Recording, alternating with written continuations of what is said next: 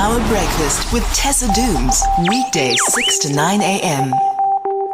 It's 6:21, and our first story of the day that we are catching up on is what's happening in the DRC. The conflict in the DRC keeps on going. Our guest this morning, just to help us get a perspective on what is happening in the DRC, is Darren Davids, an Economist Intelligence Unit analyst who covers political security and macroeconomic developments in the DRC, Uganda, Guinea, Benin, and Cameroon. Darren, thank you so much for joining us on this early slot on the Workers' Day. I'm sure that it was difficult to kind of get yourself mobilized knowing it is a public holiday, but we appreciate it all the same.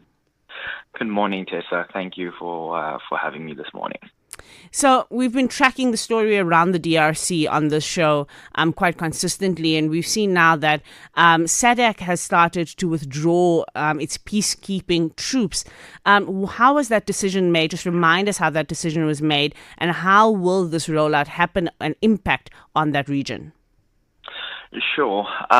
So this decision was made more than a month ago after the SADC generals met in Tanzania in the around about end of March, beginning of April, when they decided to essentially develop a withdrawal plan. So the initial plan was to try and evacuate the troops via air by using the Goma International Airport. But unfortunately, the Goma International Airport was badly damaged, and M23 wanted them to repair the airport and the runway before they would allow expatriation flights. So now it seems that our troops are leaving via Rwanda by road and into Tanzania before evacuating to their respective home countries. How big is this deployment of troops, and what's the time period for the full extraction, I guess, of those troops from the region? So there are approximately, we haven't been given a official confirmation of the number of joint troops that have been sent, but we estimate the troops between 2,000 to 3,000 troops that are in the DRC. This evacuation is quite complicated given the number of moving parts, the equipment, the vehicles that you have, the terrain that they'll be going through, and the fact that this is done part and parcel with at least the negotiation, the cooperation of not only M23 but Rwanda as well. So the timeline has been set for around about end of June to have everyone and everything evacuated, and that includes personnel as well as military equipment. What is the rationale behind this, given that there's definitely not stability yet or ceasefire of any kind of note in the region?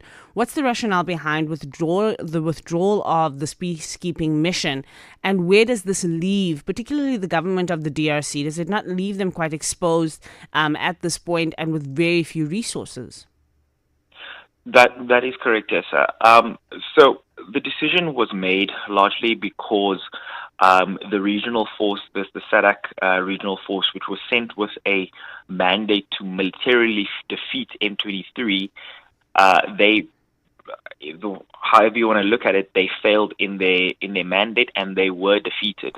After M23 took Goma in mid-February, the SADC forces, which is called STAMI DRC, which is the regional force deployed to Goma, they were militarily defeated. The South African soldiers in our Goma base waved a white flag and announced their surrender. So the force had been largely defeated, and there was no point in them staying because their movements and their resources were essentially under control by M23. So it was time to get out of there because effectively South African troops as well as the remaining Malawi and Tanzanian troops were effective prisoners to M23. So it was time to just get out of there because they weren't doing anything anymore.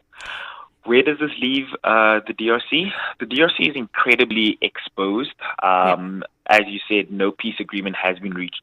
So on the 23rd of April, the DRC and Rwanda sort of agreed to pause fighting following negotiations in Qatar. but we've seen over the recent days M23 has been still clashing with the DRC soldiers as well as allied Wazalendo rebels, specifically in the Walikale district in northern Kivu province. So it seems like fighting is still very much ongoing.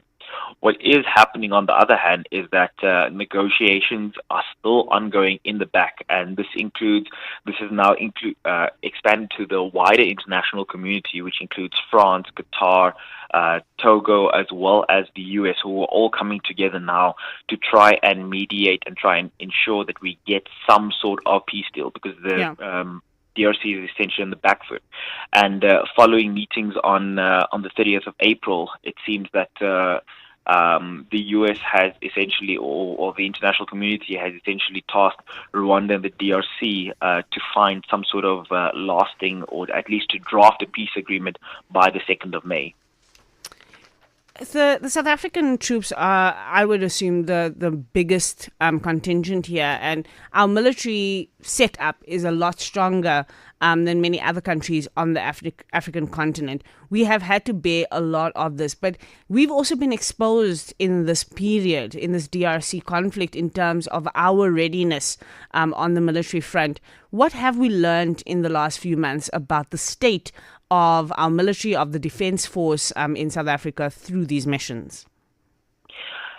What this recent deployment and, for lack of a better word, embarrassing defeat has showed is that South Africa's military is not made for purpose. It has, over the last 10, 15 years, repeated budget cuts have seriously degraded South Africa's military capacity, as well as our deployment capacity and capability. So we're not only unable to seriously combat a rebel group abroad, but it also raises questions about our ability to protect South Africa's sovereign borders, given the state of much of our equipment, as well as the logistics and capabilities of the South African military. So it shows that a serious review needs to be undertaken to understand exactly where some of the most seriously degraded parts